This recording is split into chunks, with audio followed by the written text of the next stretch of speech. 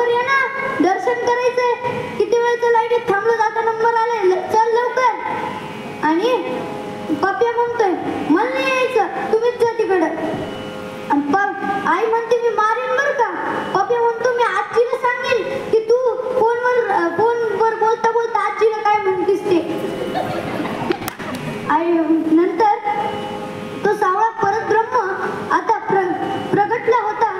आणि सावळा परत ब्रह्म प्रगटला तेव्हा नामदेव पूजेचं नैवेद्याचं रिकामं ताट, पूजेचं तबक, पाण्याचा तांब्या घेऊन नामचिंतन करीत नामदेव घरी परतला.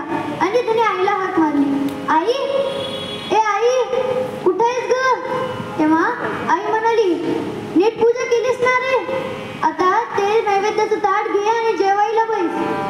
तेव्हा तो त्याला काही कळे ना, तो आईला म्हणला, आई नैवेद्याचं ताट तर देवाला जेव घातला ना ग, आता कोणता नैवेद्य?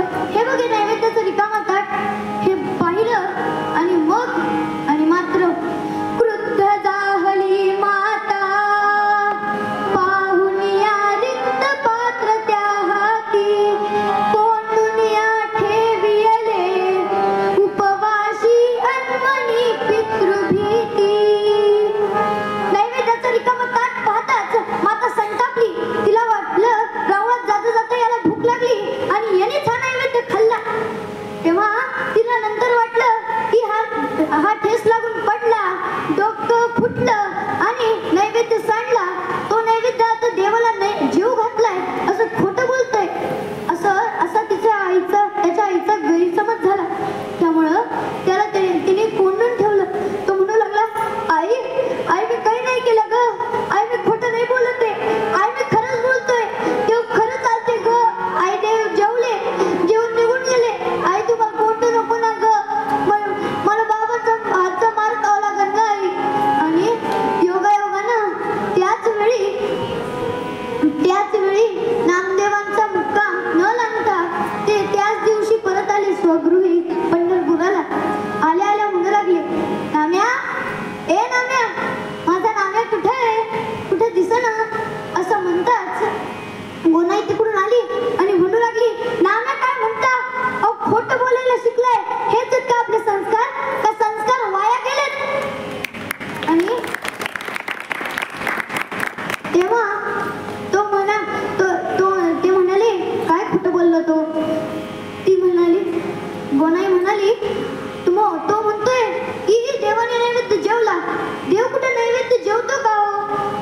थांब मी बघतो त्याला, कोणत्या याच्यात ते खोलीत आहे, या खोलीत. आणि जेव्हा नामदेवाने दरवाजा उघडला, नामदेव काही म्हणायच्या आधीच, बाबा मी काही नाही केलं हो बाबा मी खोटं नाही बोलत आहे, बाबा मला मारू नका ना, बाबा तुम्ही मला मारणार नाहीत ना, बाबा मी खोटं नाही बोलत हो बाबा मला मारू नका.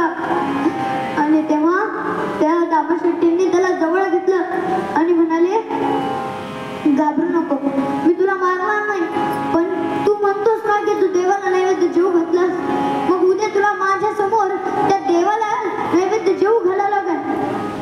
तो भीत हो म्हणाला, हो बाबा चालेल बाबा, मी उद्या तुमच्या समोर त्याला जेव घालेल बाबा. आणि तेव्हा त्याच्याकडे दुसरा पर्याय नव्हता. रात्री त्याच्या डोळ्याला डोळा लागला नाही. त्याला कळेना की उद्या बाबांच्या हातचा मार भेटेल की देवाच्या हातचा, देवाची कृपा.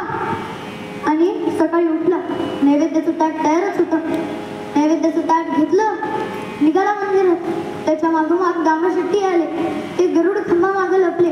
त्यांना काय माहिती होतं की त्या विठुरायाचीच लीला आहे.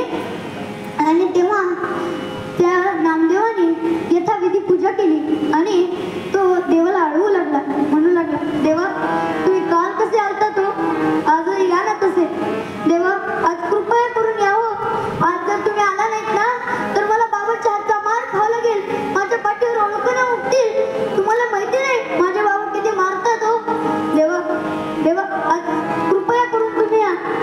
देवा आज बाबांच्या हातचा मार, आईच्या हातचे बोलणे हे तुमच्याच हातात की तुम्ही वाचू शकता, तुम्ही हे सगळं घडणे थांबवू शकता हो देवा. देवा या ना हो देवा,